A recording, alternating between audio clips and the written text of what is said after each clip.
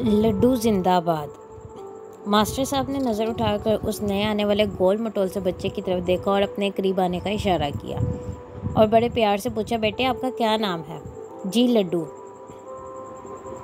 Master साहब मुस्कुराए और फिर पूछा, बेटे अपना और अपने अब्बू का नाम बताएं। बच्चे ने दोबारा ज़रा ऊंची आवाज़ में कहा, लड्डू अदील।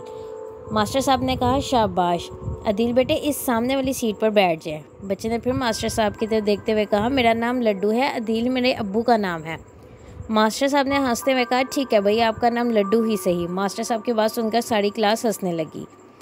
मास्टर साहब ने अदील का दाखिला फॉर्म देखा तो इसमें इसका नाम अब्दुल्ला और वल्द अदील लिखा हुआ था।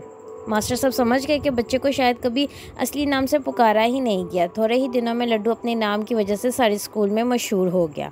अली ने अपने घर जाकर बताया, अम्मी जान हमारी क्लास में एक लड्डू आया है।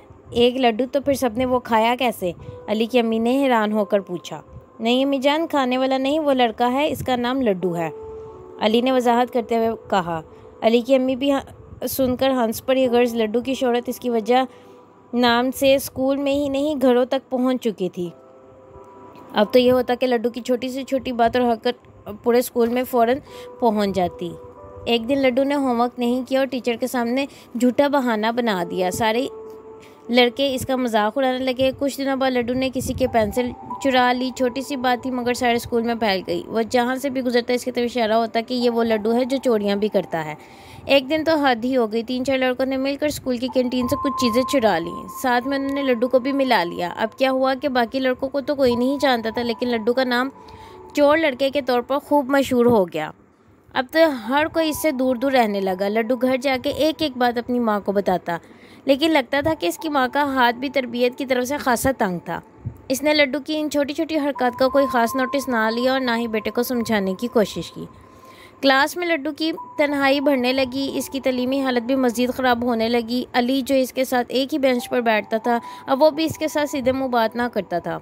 एक दिन अली ने स्कूल से छुट्टी की। टीचर ने सबके होमवर्क की कॉपियाँ वापस की। अगले दिन इन्हीं कॉपियों में से टेस्ट था।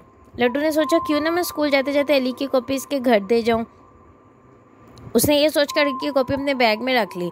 छुट्टी हुई तो अली के घर पहुंच के अली के घर का दरवाज़ा खटखटाया तो दरवाज़ा इसकी अम्मी ने खोला। लड्डू ने इन्हें सलाम किया और कहा, आंटी ये अली की कॉपी है, कल इसका टेस्ट है, आप ये कॉपी अली को दे दें। अली की अम्मी ने पूछा, बेटे आपका नाम क्या है? लड्डू। लड्डू ने अपना नाम बताया तो अली की अम्मी एक लम्हे के लिए सोच में पड़ गई। फिर कहने लगी, बेटे अंदर आ जाओ, अली को बुखार है, वो लेटा हुआ है, आपने कुछ और भी से बताना है तो बता दें। लड्डू इनके साथ कमरे में चला गया। अली ने लड्डू को देखा तो उठकर बैठकर अपनी अम्मी से इसका तारुफ करवाने लगा कि अम्मी जान, ये वही लड्डू है जिसने मेरी पेंसिल चुराई थी और कुछ दिन पहले इसने कैंटीन से चीज़ें भी चुराई। अली की अम्मी ने अली को डांटा, नहीं बेटा ऐसे नहीं कहते, लड्डू इस वक्त हमारा मेहमान है और मेहमान के साथ इज्जत से पेश आते हैं। और फिर ये देखो वो कितना जिम्मेदार है, इस ख्याल से कि आपका टेस्ट ख़राब ना हो जाए आपकी कॉपी घर देने आया है। इतनी जिम्मेदारी महसूस करने वाला बच्चा तो ख़राब नहीं हो सकता, क्यों लड्डू बेटे? उन्होंने लड्डू को मुखातिब करते हुए कहा। ज़रूर दूसरे लोगों को आपके बारे में कोई गलत फहमी होगी। लड्डू ने सर नीचे झुका लिया और कहा, नहीं आंटी, अली ने सच कहा है। ये कहते हुए इसकी आंखों में आंसू हो गए और रोते हुए कहने लगा, आंटी क्लास और स्कूल के लड़के भी बहुत से गलत काम करते हैं, इनको कोई कुछ नहीं कहता, मगर पता नहीं क्या बात है, मैं कोई छोटी सी गलती भी करूँ तो पूरे स्कूल में मशहूर हो जाता हूँ। अली की अम्मी लड्डू के करीब बैठ गई, बड़े प्यार से इसके सर पर हाथ रखकर उसे समझाने लगी, देखो लड्डू बेटे, आपके मुनफरिद नाम की वजह से स्कूल और क्लास के सब बच्चे आपको जानते हैं। मशहूर होना भी अलग एक ख़ास एहसान है। लोग हमारे बारे में सुनी हुई अच्छी या बुरी बातें कभी नहीं भूलते। जिस तरह हमारी बुराइयां हमें बदनाम कर देती हैं, इस तरह हमारी अच्छाइयां भी हमें दूसरों की नज़र में हर दिल अजीज़ बना देती हैं। शोहरत भी अल्लाह की नेमतों में से एक है। हमें अल्लाह की हर नेमत की कदर करनी चाहिए। आप अच्छे काम करेंगे तो अच्छे बच्चे मशहूर हो जाएंगे, सब आपकी तारीफ़ करेंगे, टीचर्स आपको शाबाश देंगे। अली की अम्मी काफ़ी देर लड्डू को समझाती रहीं। लड्डू ने सारी बातें बड़े ध्यान से सुनी और दिल में तहिया कर लिया कि आज के बाद वो कोई ऐसी हरकत नहीं करेगा जिसकी वजह से उसे दूसरे लोगों के सामने या बच्चों के सामने शर्मिंदा होना पड़े। उसने अली की अम्मी से भी वादा किया कि आंटी मैं इंशाल्लाह आपकी सब बातों पर अमल करूँगा। इसके बाद इसकी अली से भी पक्की दोस्ती हो गई। अली की क्लास में हमेशा पहली पोजीशन आती थी। इस दफ़ा लड्डू ने भी खूब मेहनत की और तीसरी पोजीशन तक पहुँच गया। इसने स्कूल के तकरीरी मुकाबले में भी पहला इनाम हासिल किया। वक्त के साथ साथ लड्डू अपनी बेहतरीन कारकर्दगी से स्कूल का एक होनहार तालिब इल्म बन गया। लड्डू स्कूल के हॉल में कुर्सियों की पहली कतार में बैठा था, जहां जलसा तकसीम इनामात की पुरजोश तकरीब जारी थी।